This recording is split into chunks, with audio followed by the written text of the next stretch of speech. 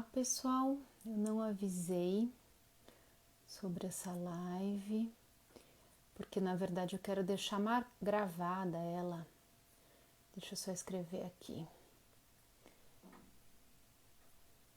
Primeira regra. Então, olha, eu fiquei de entrar aqui, primeira vez que eu tô fazendo uma live sozinha. Ixi, já entrou um monte de gente. Na verdade não é, na verdade eu quero deixar mais essa live gravada. Deixa eu ver aqui, fixar comentário. Eu fiquei aqui de vir para falar sobre as 12 regras. Na verdade, acabou acontecendo um monte de coisa sincrônica. Eu encontrei, como eu falei para vocês, uma médica, uma querida amiga minha. Ela me disse assim, Fernanda, você está falando muito difícil. E aí, na mesma semana, eu tinha postado a respeito desse livro. Oi, Cá. Falando que eu tinha gostado muito do livro e várias pessoas me mandaram mensagens por direct ou lá na caixinha falando que tinham achado ele muito difícil. Então eu falei, eu preciso começar por algum lugar, vou começar por aqui, né? Então eu combinei, fiz um combinado mental comigo mesma que nesses próximos dias eu vou comentar uma regra por dia. Então vão ser vídeos curtos, não quero ficar aqui muito tempo porque cansa, enfim, acho que ninguém mais aqui no Instagram não dá para colocar para ver em 2 vezes, né? Então vou tentar ser breve no meu falar aqui, tentando traduzir um pouco o que o Jordan Peterson trouxe. Esse livro eu acho maravilhoso. Ele escreveu o 2º livro já. E que deve estar para sair a tradução, né? Acho que já saiu em inglês. E ele tem uma página aqui no Instagram que também eu super recomendo acompanhar o trabalho do Jordan Peterson, porque eu acho que ele traz pílulas de conhecimento que às vezes a gente precisa de algum tempo de reflexão, né? Que é isso que eu vou me propor a fazer aqui. Bom, o começo do livro, o prefácio, ele é prefaciado por um amigo do Jordan Peterson chamado Norman Doidge, acho que é assim que fala o sobrenome dele, que também escreveu um livro que chama O Cérebro que se Transforma.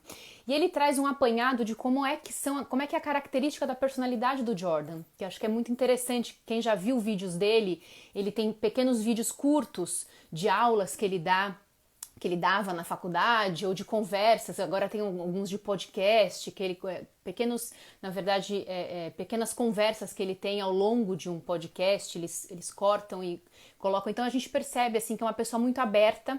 É exatamente isso que o Norman fala, né? Que ele é uma pessoa muito aberta a novidades, ao diálogo, né? Mas que ele tem posições muito sólidas, né? Ai, Andrezinho, que bom que você tá aqui. Que bom que você tá aqui, André. Tô mais tranquila agora. E que ele tem posições muito sólidas, né, acerca do quê, né, de alguns paradigmas que hoje em dia a gente tem relativizado muito as coisas. Então ele traz até aquele símbolo do Yin e Yang também.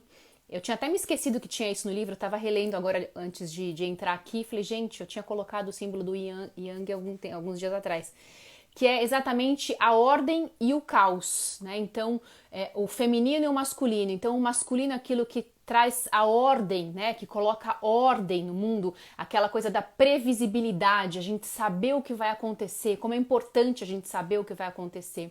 Mas, ao mesmo tempo, o caos, aquela incerteza. Então, de repente, eu acordei, me preparei para trabalhar hoje, de repente aconteceu uma coisa. Exatamente isso, cara.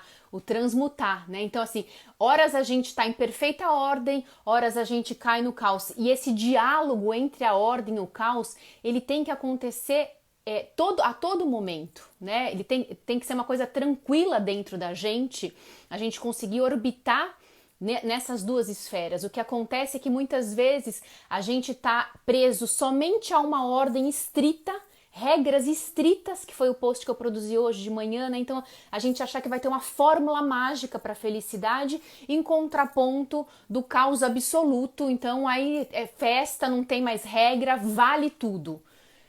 Na verdade, quando a gente cai nos 2 extremos, a gente cai fora da linha do eixo da onde a gente tem que viver.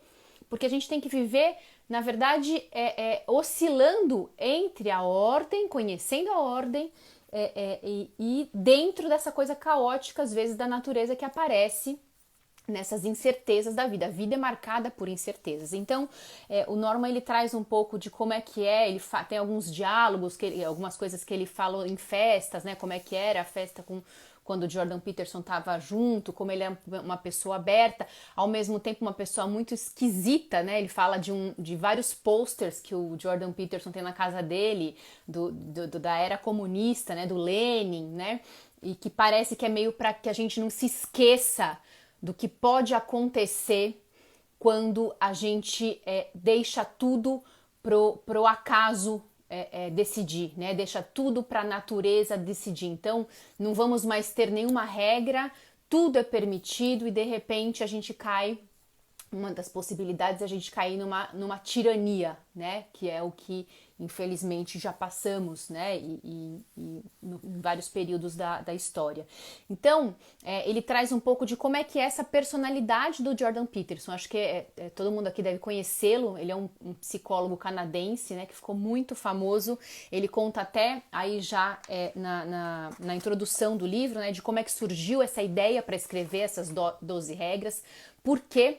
12 regras, né? Por que regras, né? Então, ele traz assim, então a gente tem a ordem e o caos e que a gente tem que estabelecer algum tipo de paradigma, né? Então ele fala muito sobre o catolicismo, ele é um grande estudioso do catolicismo, né? Então ele traz um pouco dessa analogia, por exemplo, com os 10 mandamentos, né? Então, por que são 10, né? E por que tendo 10 mandamentos, mesmo tendo 10 mandamentos, a gente não consegue segui-los, ou a gente não consegue, ou a gente acha que segue, e na verdade não segue, porque você lê a letra fria ali do mandamento, né? Da lei, a gente precisa de alguém para interpretá-la, a gente precisa de alguém para ensinar a gente o que aquilo quer dizer. Né? Muitas vezes a gente cai numa grande confusão quando a gente pega, por exemplo, né? Num dos mandamentos lá, você não pode cometer adultério, mas o que é adultério? Olhar para o lado é adultério? Desejar é adultério? O adultério é só realmente o fazer? Vejam que se a gente não tem alguém para ensinar a gente, né, para explicar para a gente, para esmiuçar o que são essas regras, a gente acaba não conseguindo saber se a gente está seguindo elas ou não, se está surtindo alguma coisa positiva ou não, né? Então, ele traz que o que é importante no final é a gente assumir a responsabilidade pela nossa vida. E para isso existem alguns caminhos, né? Alguns caminhos já trilhados, alguns caminhos já que alguém já passou por ali, né? Então, como é importante a gente refletir sobre essa herança que a gente recebe dos nossos ancestrais. Bom, partindo então, sem muita demora, para a primeira regra, né? A primeira regra é a regra famosa lá das lagostas, né? Que ele traz costas eretas, ombros para trás. Então, ele faz primeiro o Jordan, ele tem um pensamento, muitas vezes, ele não é um eixo único, né? Ele é multiaxial. Ele vai falando de várias coisas, né, ao mesmo tempo, e no final ele faz o fecho. Ele fecha no final do capítulo. Então, às vezes, no meio do capítulo, a gente meio que se perde. Peraí, aonde ele começou e aonde que ele está agora? Bom, o que quer dizer essa primeira regra? Ele começa falando que ele observou lagostas, o comportamento de lagostas, e estudos que indicavam o nível de serotonina na corrente sanguínea, no cérebro dessas lagostas, né, no organismo das lagostas, e que há um grande influxo de serotonina nas lagostas. Mas qual foi a analogia? Ele diz o seguinte: todos os animais, eles têm uma questão de dominância por território. Então, tem animais que eles são mais coletivistas, tem animais que são mais individualistas, mas todos os animais, eles em algum momento, eles brigam pela dominância ali no território, né? Então, ele fala da dominância, por exemplo, das lagostas. As lagostas que dominam aquele conjunto de lagostas são aquelas que conseguem se manter mais eretas. As que conseguem se manter mais eretas são as que são os machos alfa, que conseguem procriar mais, e são aqueles que exercem dominância sobre as outras lagostas. Mas ele reparou uma coisa muito interessante: quando há um embate de duas lagostas macho, aquela que perde o embate, ela acaba ficando, mesmo que ela não saia ferida, ela acaba ficando, ela tem uma chance maior de perder a segunda briga e a terceira briga. Então, uma perda numa disputa deixa uma marca na própria lagosta e nas lagostas que estão observando esta lagosta. Então, trazendo analogia aqui pro nosso comportamento, né? O jeito que a gente se comporta, o jeito que a gente se coloca para o outro deixa uma marca não só na gente, mas no outro também. Então, ele tem até uma frase polêmica nesse capítulo, né? Que ele diz assim, que as pessoas que sofrem bullying, uma parte do bullying acontece porque elas não revidam. Elas, de alguma maneira, o padrão de personalidade mais compassivo dessas crianças ou dessas pessoas que sofrem bullying acaba, entre aspas, né, dando continuidade a esse movimento do bullying, né? Então, na verdade, quando a gente olha um fenômeno, existem dois lados desse mesmo fenômeno, né? Então, a gente avaliar, é claro que de maneira nenhuma a gente pode ter a leitura distorcida aqui de que ele está dizendo que a culpa do bullying é da vítima, não é isso, né? Mas que de alguma maneira este comportamento mais passivo daquelas crianças que têm menos atitude, né?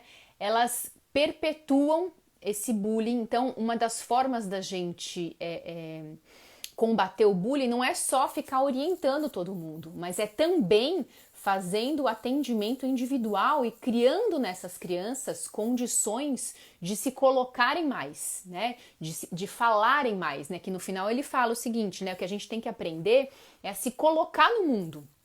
Se a gente não aprende a se colocar no mundo, a gente vai ficando sempre para trás e sempre com aquele ar da vítima, né? Do ressentido, né? Porque de verdade, né? Ele traz várias analogias, né? Ele fala, no final, você pode ser um perdedor mesmo, é verdade. A gente pode realmente não dar certo em alguma área, em uma situação, né? Mas a gente precisa se colocar. A gente tem que se colocar à prova. E aí ele dá algumas dicas bem práticas que fazem todo o sentido, né? Então, como que eu vou ter uma postura melhor, né? Como, né?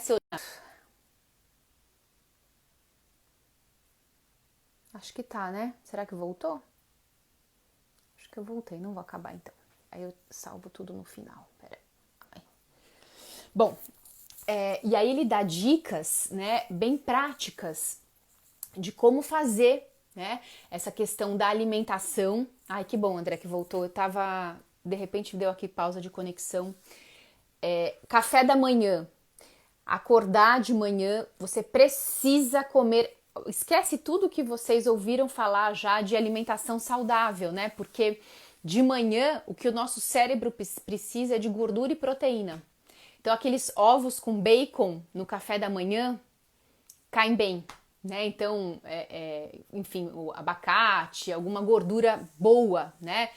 Um pouquinho de manteiga. Então, isso é importante para o nosso organismo, para a sensação de bem-estar da gente ao longo do dia, né?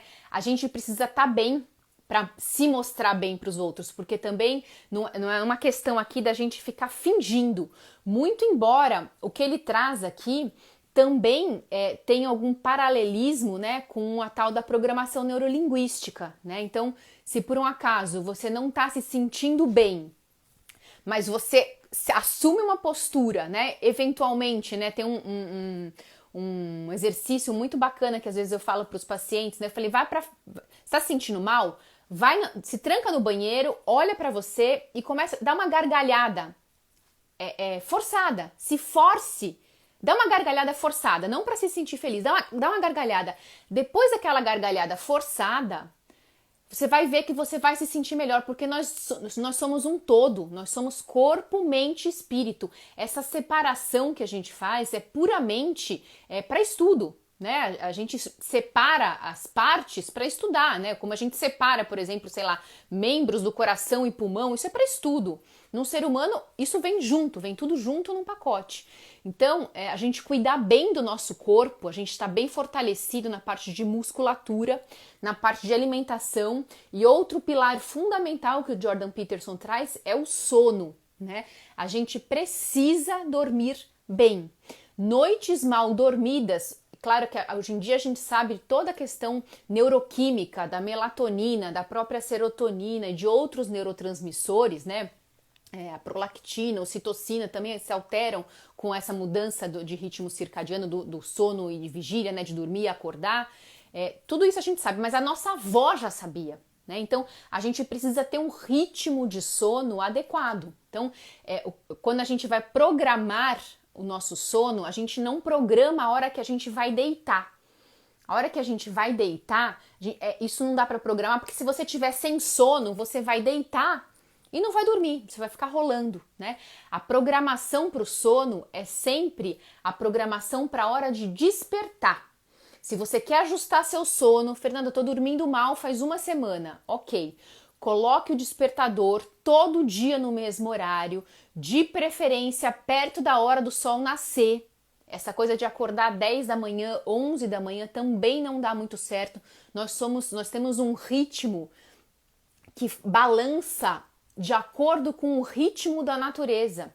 A gente querer ter, por exemplo, atividades de trabalho que são antinaturais, pessoas que trabalham à noite, elas recebem até um adicional de insalubridade porque elas têm que se aposentar mais cedo, porque isso faz mal para o organismo. O que eu vejo é muita gente que pode acordar mais cedo e não acorda, né? Então, é aquela coisa de colocar o despertador e pular da cama, né? Manter o ritmo frequente, isso mesmo, Cá. Porque assim, é exatamente isso. Aquilo que eu postei também. Eu tomo própolis de manhã, não porque, sei lá, se própolis faz bem, eu acho que deve fazer bem para a saúde também, mas é porque é amargo. Fortalece o nosso comportamento, fortalece o nosso espírito. Então, essa coisa de colocar o despertador, não deixar modo soneca, tirar essa coisa do modo soneca. O modo soneca é o modo do preguiçoso, aquela pessoa que vai acordar de 28 em 28 minutos, né? É um número até meio... Não é de meia hora que ele acorda, você vai prolongando isso, quando você vê, você deu 2, 3 horas de soneca, né? É isso mesmo, André, a gente sempre planeja a hora de acordar, mesmo, sei lá, é que hoje em dia ninguém mais tá viajando, né? Mas tem jet lag, André, você voltou de Portugal para cá, você vai corrigir o seu jet lag, né, que é o horário de sono, de acordo com o horário que você acorda, nunca com o horário que você vai dormir, porque senão é aquela queixa comum que tem no consultório do paciente, que vai deitar e fica sem sono, ele fica rolando na cama, ele rola na cama, e aí é um sono ruim. Você deitar na cama sem sono, inclusive, é uma das piores atitudes que você possa ter. Se você não tiver com sono, não deite, nem no sofá e nem na cama. Fique sentado, sem tela, né? Então, sei lá, uma leitura, né? Alguma coisa, ou realmente não fazer nada no final do dia, é uma atitude excelente. Ter, sei lá, 20 minutinhos que você não vai fazer nada. Ai, padre. Benção, padre. Você não vai fazer nada, né? Então, na verdade, você vai programar o seu corpo para ter um comportamento melhor no dia seguinte. Bom, então, resumindo essa primeira regra do Jordan Peterson, já vou finalizar por aqui. É isso. Então, rotina, café da manhã, acordar cedo, exercitar a musculatura, então ter sempre uma postura, né? E mais do que uma postura somente corpórea, né? Ter uma postura ativa, não deixar de falar. Ele fala aqui muito dessa coisa da gente não se calar, né? Então, se colocar. Se vocês sabem que as maiores tiranias só aconteceram graças à omissão das pessoas boas, né? Então, a gente precisa falar, a gente precisa se colocar na relação, tá bem? Era isso, então. Acho que amanhã eu volto para falar da regra 2 e assim a gente vai fazendo até as 12 regras. Se tiverem qualquer dúvida, mandem mensagem no direct ou na caixinha e até mais, tá bem? Tchau pra vocês!